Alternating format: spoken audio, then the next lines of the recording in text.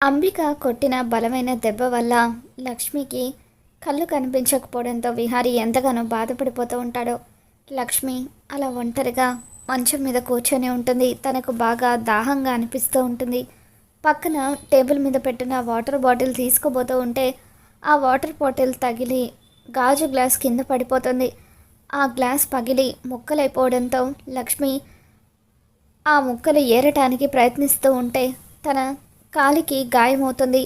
ఇక దాంతో అప్పుడే లక్ష్మి కోసం అక్కడికి వచ్చిన విహారీ అది చూసి విలవిల్లాడిపోతూ ఉంటాడు. ఏం జరిగింది లక్ష్మి అని చెప్పి విహారీ అడుగుతూ ఉంటే, విహారీ గారు బాగా దాహంగా ఉందని పక్కనే ఉన్న వాటర్ బాటిల్ని తీసుకుపోయాను, దాంతో గ్లాస్ కింద పడి పగిలిపోయింది అని చెప్పి లక్ష్మి అంటూ ఉంటే, అయినా ఇంట్లో ఇంతమంది మేమున్నాం కదా, నువ్వెందుకు ఆ గ్లాస్ తీసుకోబోయావు లక్ష్మి, నన్ను కానీ పండుని కానీ పిలిచి ఉండొచ్చు కదా అని చెప్పి విహారీ అంటూ ఉంటాడు. తర్వాత పండుని పిలుస్తూ, పండు లక్ష్మి పక్కనే ఉండి తనకు ఏం కావాలో చూసుకోమని చెప్పాను కదా, మరి నువ్వు ఎక్కడికి వెళ్ళావని చెప్పి విహారీ మండిపడుతూ ఉంటాడు. నన్ను క్షమించండి బాబు, పద్మాక్ష అమ్మగారు పిలిస్తే వెళ్ళానని చెప్పి పండు అంటూ ఉంటాడు.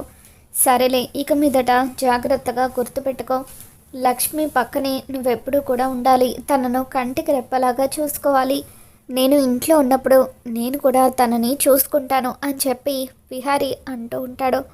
తప్పకుండా బాబు, లక్ష్మమ్మను కాలు కింద పెట్టకుండా జాగ్రత్తగా చూసుకుంటాను అని చెప్పి పండు అంటూ ఉంటాడు. ఇకప్పుడు లక్ష్మిని బెడ్ మీద కూర్చోబెట్టి తన కాలికి గాయం అవ్వడంతో ఆ గాజు ముక్కను తీసేసి విహారీ లక్ష్మి కాలికి కట్టు కడతాడు. చూడు లక్ష్మి, నీకు ఎప్పుడు ఏం అవసరం వచ్చినా సరే నన్ను కానీ పండును కానీ పిలువు అని చెప్పి విహారీ అంటూ ఉంటాడు. తప్పకుండా విహారీ గారు అని చెప్పి లక్ష్మి అంటూ ఉంటుంది.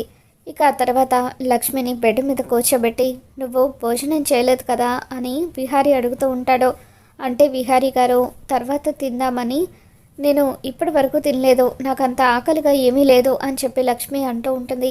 నాకు అర్థమైంది లక్ష్మి, ఇన్ని రోజులు ఈ ఇంట్లో ప్రతి ఒక్కరిని కూడా నువ్వే పట్టించుకునే దానివి, కానీ నీకు అవసరం వచ్చినప్పుడు మాత్రం ఎవరు నిన్ను పట్టించుకోవడం లేదు కదా, నిన్ను చూసుకోవడానికి నేనున్నాను, కంటికి రెప్పలాగా నేను చూసుకుంటాను అని చెప్పి వెంటనే విహారీ పండుతో, పండు వెళ్ళి భోజనం తీసుకురా అని చెప్పి అంటూ ఉంటాడు. ఇక దాంతో పండు భోజనం తీసుకొని రావడంతో విహారీ దగ్గరుండి లక్ష్మికి తినిపిస్తూ ఉంటాడు. అయ్యో విహారీ గారు, మీరు నాకు తినిపించడం ఏంటి, వద్దు అని అంటూ ఉంటే, ఏం కాదు లక్ష్మి, నీకు తినిపించాల్సిన బాధ్యత నా మీద ఉంది, తిను అంటూ విహారీ అంటూ ఉంటాడు. విహారీ తన మీద చూపిస్తున్న ప్రేమకు లక్ష్మి ఎంతగానో ఆనందపడిపోతూ ఉంటుంది. నా సెల్లి విహారీ అయ్య గారు ఇద్దరు కూడా ఎంత చూడుముచ్చటగా ఉన్నారు అని చెప్పి పండు వాళ్ళిద్దరికీ కూడా దిష్టి తీస్తూ ఉంటాడు. ఇంతలో అటువైపుగా వెళ్తున్న సహస్ర విహారీ లక్ష్మికి తినిపించడం చూసేస్తుంది. ఇదేంటి బావ దీనికి తినిపిస్తున్నాడు అని చెప్పి సహస్ర అనుకుంటూ, బావ దీనికి దగ్గర అవ్వడానికి వీల్లేదు, ఎలాగైనా సరే బావ నేను ఒకటవ్వాలి, అప్పుడు ఈ లక్ష్మి కూడా ఏమీ చేయలేదు అని సహస్ర ఆలోచిస్తూ ఉంటుంది. లక్ష్మికి భోజనం తినిపించిన తర్వాత విహారీ అక్కడి నుండి వెళ్ళిపోతాడు.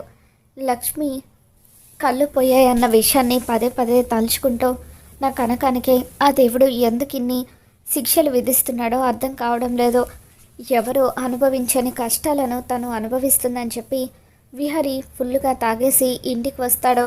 విహారీ బాగా తాగేసి రావడం సహస్ర చూసేస్తుంది. ఏంటి బావా, తాగొచ్చావా, త్వరగా లోపలికి రా, నువ్వు ఇలాగే హాల్లో గొడవ చేస్తే అత్తయ్య అమ్మ వాళ్ళు బాధపడతారు, పదబావా అంటూ సహస్ర విహారీని గదిలోకి లాక్కొస్తుంది. ఏయ్ నన్ను వదులు అంటూ విహారీ సహస్రను తోసేస్తూ ఉంటాడు.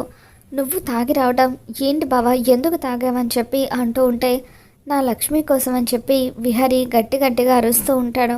దాంతో సహస్ర తలుపులు మూసేస్తుంది. బావా మెల్లిగా అని అంటూ ఉంటే, నన్ను ఆపడానికి నువ్వెవరో, ఈరోజు ఏమైనా సరే నా మనసులో ఉన్నది బయట పెట్టే తీరుతాను అని చెప్పి విహారీ లక్ష్మి, లక్ష్మి నిన్ను చూస్తూ ఉంటే నాకు చాలా బాధగా ఉంది అని చెప్పి లక్ష్మికి కళ్ళుపోయిన విషయాన్ని గుర్తు చేసుకొని ఎంతగానో బాధపడిపోతూ ఉంటాడు.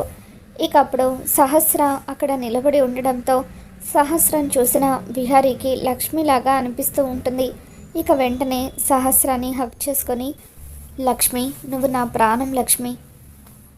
ఎట్టి పరిస్థితుల్లోనూ నా ప్రాణం పైన నేను నిన్ను దూరం చేసుకోలేను అని చెప్పి విహారీ అంటూ ఉంటాడు. అలా లక్ష్మి అనుకొని విహారీ సహస్రను హగ్ చేసుకోవడంతో సహస్ర ఎంతగానో ఆనందపడిపోతూ ఉంటుంది. బావ నన్ను లక్ష్మి అనుకుంటున్నాడు, అనుకుంటే అనుకోనివ్వు, నాకేంటి, ఈ సిచ్యువేషన్ని ఉపయోగించుకుంటాను అని చెప్పి సహస్ర అనుకుంటుంది. ఇక అలా విహారీని హక్ చేసుకొని తను ముద్దులు పెట్టేసి వాళ్ళ మధ్య ఏదో జరిగినట్టుగా సహస్ర క్రియేట్ చేస్తూ ఉంటుంది. ఇక అప్పుడు అనుకోకుండా విహారీ ఫోన్ని అక్కడున్న టేబుల్ మీద ఉంచడంతో విహారీ చెయ్యి తగిలి కెమెరా ఆన్ అవుతుంది. ఇక దాంతో సహస్ర విహారీకి ముద్దులు పెడుతూ ఉంటుంది.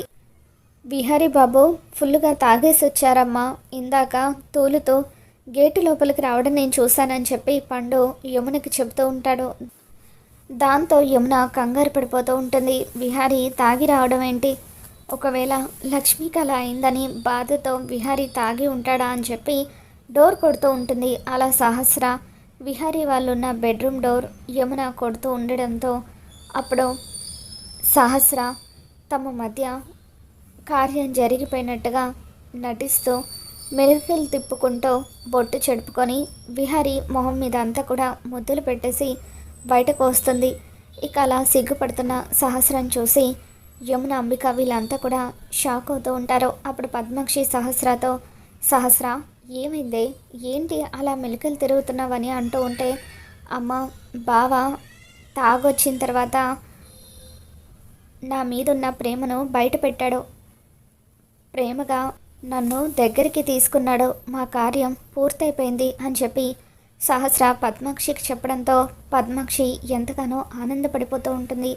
మొత్తానికి ముహూర్తం పెట్టకుండానే మీరు కార్యం జరుపుకున్నారన్నమాట అని చెప్పి అంబిక అంటూ ఉంటుంది. దాంతో సహస్ర అవును పిన్ని అని సిగ్గుపడుతూ ఉంటే అప్పుడు యమున ఆవేశంగా లోపలికి వచ్చి విహారీ చెంప పగలగొడుతుంది. ఇదంతా వింటున్న లక్ష్మి కూడా చాలా బాధపడిపోతూ ఉంటే అప్పుడు విహారీని యమున కొట్టడంతో అంతా ఒక్కసారిగా షాక్ అవుతూ ఉంటారు. పద్మాక్షి యమున మీద మండిపడుతూ, యమున ఇప్పుడు విహారీ ఏం తప్పు చేశాడని వాడిని అలా కొడుతున్నావని చెప్పి అంటూ ఉంటే అప్పుడు యమున, మరి వాడు చేసింది తప్పే కదా, మనం ముహూర్తం పెట్టిస్తాం కదా, ముహూర్తం పెట్టించే వరకు ఆగకుండా అలా కార్యం చేసుకోవడం ఏంటి అని అంటూ ఉంటే అప్పుడు సహస్ర, అత్తయ్య ఇందులో బావ తప్పేమీ లేదు, ఏదో మత్తులో అనుకోకుండా జరిగిపోయింది, అయినా మేమిద్దరం ఎలాగో భార్య భర్తలమే కదా, మేము చేసింది తప్పెలా అవుతుందని చెప్పి సహస్ర అంటూ ఉంటుంది. ఇక దాంతో విహారీ, అమ్మ నువ్వు అనుకున్నట్టుగా మేము ఏ తప్పు చేయలేదు, మా మధ్య ఏం జరగలేదు అని విహారీ అంటూ ఉంటాడు. ఇక దాంతో సహస్ర, బావా నువ్వు తాగేసి ఉన్నావు కాబట్టి నీకు ఏమీ గుర్తు లేకపోవచ్చు, నువ్వు నన్ను ఎంతలా ప్రేమిస్తున్నావో బయట పెట్టిన తర్వాత నాకు ఎంత ఆనందం వేసిందో తెలుసా అని చెప్పి సహస్ర సిగ్గుపడుతూ అక్కడి నుండి వెళ్ళిపోతున్నట్టుగా నటిస్తూ ఉంటుంది. ఇక దాంతో విహారీ లక్ష్మి ఇద్దరూ షాక్ అవుతూ ఉంటారు. లక్ష్మి గదిలోకి వచ్చి ఏడుస్తూ ఉంటే అప్పుడు యమున విహారీని పక్కకు లాక్కెళ్ళి, రే విహారీ, నీ భార్య లక్ష్మి ఉండగా నువ్వు సహస్రతో తప్పు చేయటం ఏంటిరా అని చెప్పి అంటూ ఉంటే, అమ్మ నేను నీ మీద ఒట్టు వేసి చెప్తున్నాను, నేను ఎటువంటి తప్పు చేయలేదమ్మా, సహస్ర ఎందుకు అలా చెప్పిందో నాకు అర్థం కావడం లేదు అని చెప్పి విహారీ అంటూ ఉంటాడు. లక్ష్మి నా భార్య అన్న విషయం నీకెప్పుడు తెలిసిందమ్మా అని చెప్పి విహారీ అంటూ ఉంటే, నాకు అంతా తెలుసురా, పరిస్థితులు ఎలా అయినా ఉండనివ్వు, లక్ష్మియే నా కోడలు, తనకి నువ్వు అన్యాయం చేస్తే మాత్రం నేను చూస్తూ అస్సలు ఊరుకోను అని చెప్పి యమున అంటూ ఉంటే విహారీ యమునను పట్టుకొని ఏడుస్తూ ఉంటాడు. లేదమ్మా నేను చెప్పేది నిజం, నీ మీద ఒట్టు వేసి చెప్తున్నాను, నేను సహస్రతో తప్పుగా ఏమీ ప్రవర్తించలేదు, తను అబద్ధం చెప్తుంది అని విహారీ అంటూ ఉంటాడు. ఇక ఆ తర్వాత లక్ష్మి దగ్గరికి విహారీ వస్తాడు. లక్ష్మి నువ్వు అనుకున్నట్టుగా అక్కడ తప్పేమీ జరగలేదు అని అంటూ ఉంటే, అది తప్పని నేను అనుకోవడం లేదండి, మీరిద్దరూ భార్యాభర్తలు ఎప్పటికైనా ఒకటి కావాల్సిన వారు, అదే నేను కోరుకున్నాను అని చెప్పి లక్ష్మి అంటూ ఉంటే, అయ్యో లక్ష్మి ఎప్పటికైనా నా భార్యవి నువ్వే, ఎందుకు నీకు ఈ విషయం అర్థం కావడం లేదు అని చెప్పి విహారీ లక్ష్మితో అంటూ ఉంటాడు. ప్లీజ్ విహారీ గారు మీరు ఇక ఇక్కడి నుండి వెళ్ళండి, నేను పడుకోవాలి అని చెప్పి లక్ష్మి విహారీని అక్కడి నుండి పంపించేస్తుంది. దాంతో విహారీ అసలు నేను తాగిన మత్తులో ఏం చేశానో ఏంటో, అనవసరంగా నా లక్ష్మిని బాధ పెట్టాను అని చెప్పి అనుకుంటూ ఉండగా అప్పుడు ఫోన్లో అనుకోకుండా రికార్డ్ అయిన వీడియో విహారీకి కనిపిస్తుంది. ఆ వీడియోలో సహస్ర తమ మధ్య ఏమీ జరగనప్పటికీ కావాలని వెళ్ళి విహారీకి ముద్దులు పెట్టి తమ మధ్య ఏదో జరిగిందని అందరికీ అబద్ధం చెప్పిన విషయం విహారీ తెలుసుకుంటాడు. ఇక వెంటనే సహస్ర చెంప పగలగొట్టి మనిద్దరి మధ్య ఏమీ జరగకపోయినా కూడా ఏదో జరిగిందన్నట్టుగా ఎందుకు బిల్డప్ ఇచ్చావని చెప్పి విహారీ మండిపడుతూ ఉంటే, నేను చేసిన దాంట్లో తప్పేముంది బావా, ఎప్పటికైనా మనం ఒకటవ్వాల్సిన వాళ్ళమే కదా అని చెప్పి సహస్ర అంటూ ఉంటుంది. షటప్ అంటూ విహారీ గట్టిగా అరుస్తూ, మనం ఒకటవ్వడం అంటూ ఎప్పటికీ జరగదు, ఎప్పటికీ నా భార్య లక్ష్మిని అని చెప్పి అంటూ ఉంటాడు. మరి రాబోతున్న ఎపిసోడ్లో ఏం జరగబోతుందో మళ్ళీ మన ఛానల్లో తెలుసుకుందాం. ఈ వీడియో మీకు నచ్చినట్లయితే తప్పకుండా లైక్ చేయండి.